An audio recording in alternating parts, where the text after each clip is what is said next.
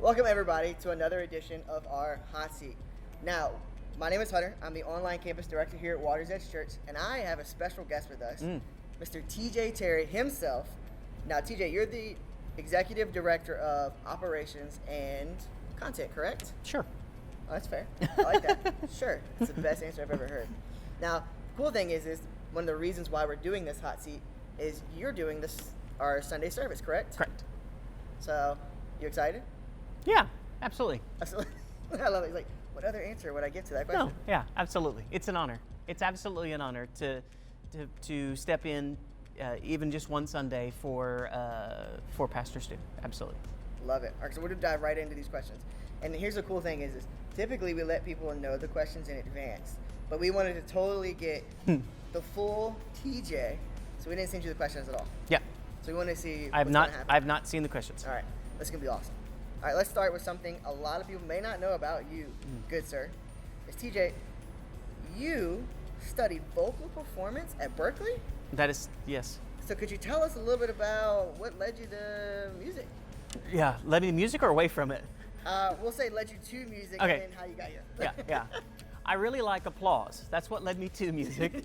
Really, it was I think most musicians have a story like this, but my 6th grade music teacher heard me in the seats singing and decided to take a step, and so gave me a solo, and I'd never done anything like that before. I was a football player, basketball player, baseball player, soccer player guy. That was the thing. Put me up there, and I did all right. And so it threw roses. No, that didn't happen. But and it started a trajectory. And so I would say by the time I was 10 years old, 11 years old, I already knew my purpose in life, and that was music. So that continued through middle school, high school, and then obviously college. Wow. The more you know. I like that. But then, okay, so this isn't on here, but this is a question I have. Follow-up questions. How did the roads cross from not music to? How'd that happen?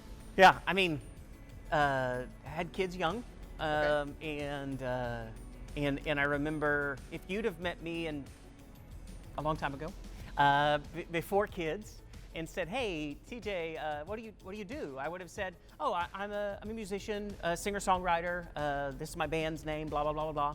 And I don't think a few of them are worth saying. Okay, fair enough. Yeah, fair enough. but you said it like, band's name. yeah, well, no, there are some, but I would have said, "Hey, I'm a musician, and yeah, I'd love to play something for you, but I have a wife, and I pay the bills by doing blank."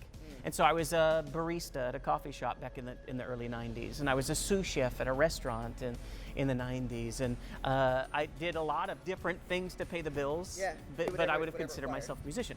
And so then, a long time ago, my oldest son was born, and that day everything changed. That day it's not about me anymore.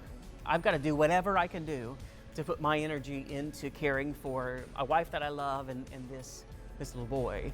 And so within a month of him being born, I decided I liked him and we're going to keep him. But I stopped calling myself a musician and said, "Hey, I'm a manager for Gap Inc." And then business is where things went from there. So Okay, fair. So it's Lennon's fault. My oldest son, Lennon, if you're watching, thanks.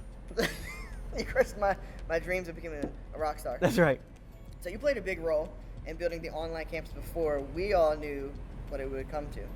So how has it been to watch the Water's Edge Church online grow since the pandemic really kicked off? Gosh, there's a lot of emotions. Overwhelming is one that I would say. Humbling, definitely, and I'll explain, I guess. And then it's a really unique challenge. And so overwhelming in that God had set us up for success in 2019 to be able to launch the online campus. All the technology was put in place. Everything we needed to do it was there. Like God knew this thing was happening, right? Yeah. And within less than a week, a small team of folks did everything they had to do to get us ready to change the world in a different way. And so thankful for God setting us up for success. We're blessed as a church to have had all that stuff set in place. But immediately it was platforms and streaming breaking down, and there was all this other stuff, and the real-time feedback that comes from putting content online and all the data that these different platforms give you. And so it became overwhelming really fast. And then we launched it as a temporary solution to what we saw as a temporary problem, and then COVID became a more long-term problem. And then this really humbling thing happened. We started watching online on Sundays that 55, sometimes, this is true, guys, 55% of the people that were watching us on Sunday are greater than 100 miles from any of our physical campuses. That's amazing. And then regular attendees from other countries. And not just, temporary, not that this isn't great, but temporary transplants due to military deployment. Yes. These are people that live there, that happened on us, that experienced Jesus during a pandemic in very different ways just because of what we did. And then it became, oh gosh, we're humbled by what God is doing through Waters Edge Church in all these different ways. And then now we have a stewardship problem. In what world does God introduce us to an Eric in Kenya, or Stacy in Florida, or a Cheryl in Indiana? Hi, Mom. And shout out to your mom. And not, hey Cheryl, hey Mima, but and not fight really hard to steward them well, to shepherd them well.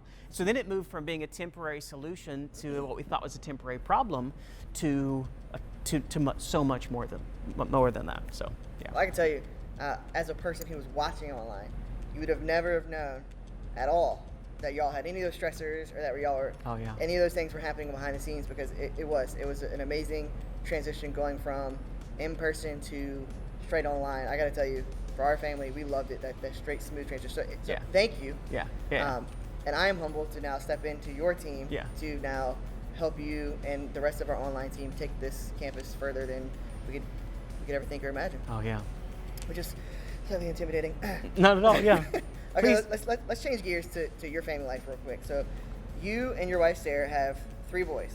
Could you tell us a little bit more about your family, and what kind of things do you like to do with your family? Like, so we get a little bit to know about TJ. Sure. I have 3 boys. 24 this year, 22 this year, and 13. Lennon, Gabe, and Jude. Our family's always been about investing in experiences. That's the best thing I can describe. And so at the end of the year, you'll see that we spend more money on going to a really fun restaurant and experiencing it together, or taking really cool vacations and experiencing those together, and really creating those moments as a family. And so I absolutely enjoy taking ourselves out of our daily context as a family and experiencing new things together as a part of it. And so we've been to lots of places. I mean, and you look back sometimes at what it takes to make those investments, and it seems temporary, but there's so many stories my boys and I can tell about experiencing new things together. Rafting, whitewater rafting, when they were little, in Jackson Hole, Wyoming. Like that, yes. That's next year, fingers crossed, next year, we're heading to Maui as a family. The boys haven't been there, and so we'll get a chance to experience that. I'm almost big enough to be a carry-on, so you can literally just kind of like pack me somewhere. It's fine. Yeah. Just poke little holes in it, I'll go. I mean, we may need to start a Kickstarter or do some independent fundraising, find a mission trip we need to go to or something to get there. But the pandemic took a step back for us in doing these things, and so we're saving our resources to make that a next year thing. So. I love that. My ultimate though, I want to go to Bora Bora. I've heard it's amazing, and it's just like breathtaking. But again, I need like something like a mission trip or something to kind of like help me afford to go to that place. Yeah. First step, start playing the lottery. Second step, win. You just gotta. It's that simple. That's that it. simple. Like, I don't understand why people just don't win all the time. It's just that I simple. know. Play it and win. I love it. So CJ, I know this, but they might not know this. You have what people would call maybe a caffeine addiction. Maybe. So what is your go-to coffee order? And funny story is we talked about this in our last video about the person who had the appropriate amount of degree of coffee, how hot it was. Remember that conversation? Oh yeah. And how many cups of coffee would you say you drink in a day? Okay. So first let me say, at least once a year, I give up caffeine of any kind for 2 months. So it's of 100%, no caffeine, no nothing. And I do that just to make sure that I never develop an addiction or a dependency. I'm a control freak, and so the idea that any chemical could control my behavior is not going to go. So there'll be 2 months where people wonder why I'm yawning a lot and I'm very grumpy, and every year it happens, and my wife's nervous that it's not going to work out in the end, and we'll find out that's the only thing keeping me alive. But I do that at least twice a year. I love coffee. I love coffee. So, I mean, I am a nitro cold brew fan by nature, but my go-to drink, especially on Sunday mornings, if you see me at Starbucks, I'm getting a grande nitro cold brew with 2 shots of espresso added. And usually the people were like, hey, so what day do you plan to sleep again? And I'm like, you don't know me. And then I walk out kind of all. I was like, you realize how much caffeine is actually in that, right? Yeah, Like the nitro all of it. itself, It's like, they actually have to get more shipped in after I have that drink. But there's a new thing. This is new for me, and my wife thinks it's gross, but I think it's delicious. Is I cold brew my own coffee at home. I do the same thing. And I do about half cold brew, and then half like a can of diet soda.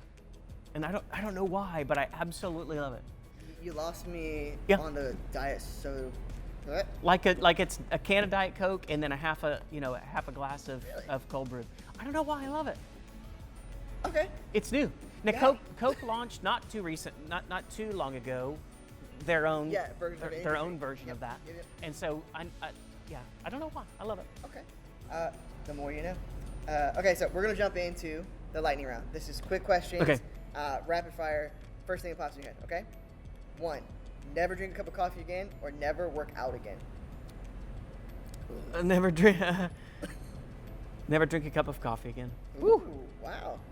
That was like it was a hard decision in your head to make. In a given week, I will go a day without coffee, but I don't ever go a day without working out. So Fair. it's Okay. obvious I can make it work. Okay. Ever again, though?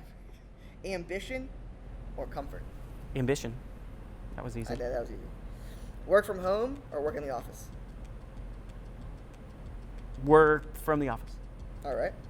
Planned party or a surprise party? Planned party. That one was easy. All right. Dream house or dream car?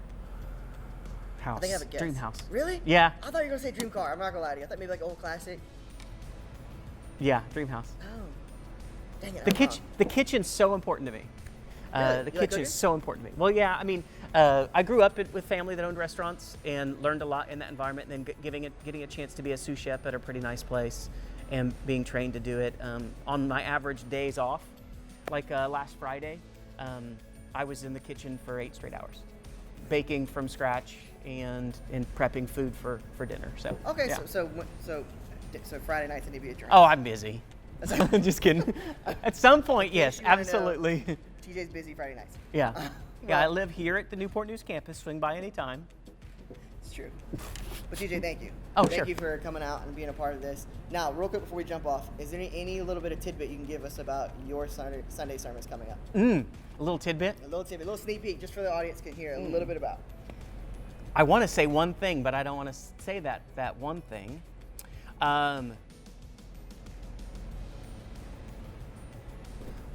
I'll say this. I am making a pitch Okay. to everyone that watches next week, so Sunday, Tuesday, Thursday, to bring a very important season of the year to July, and then to live out that season every day of their life. Wow. I won't tell you what the season is or the special event is. I don't think it's what you think it is. But yes, Okay, my now hope. I'm severely intrigued. Yeah, my hope is by the time I'm done, you can see why making that an everyday season, not just a time of year, and bringing it specifically to July makes so much sense. Okay. Now I may fail. No comments in the chat, okay? Be But I nice, will do my yeah. best. Yeah. Well, so that's for everybody who just got that. If you want to hear TJ's message, we have the 9:30, the 11, and 6 p.m. on Sunday, in person or online. And if you can't make it on Sunday, it's okay. Some people can't make it on Sunday. We have the Tuesday and Thursday services at 7 p.m. So again, TJ, thank you so much for joining us. And thank you all for learning a little bit more about TJ before he steps on stage and gives an amazing message. I know it's going to be amazing. Yep. Well, it's good to see y'all, and we'll see y'all next week. Bye.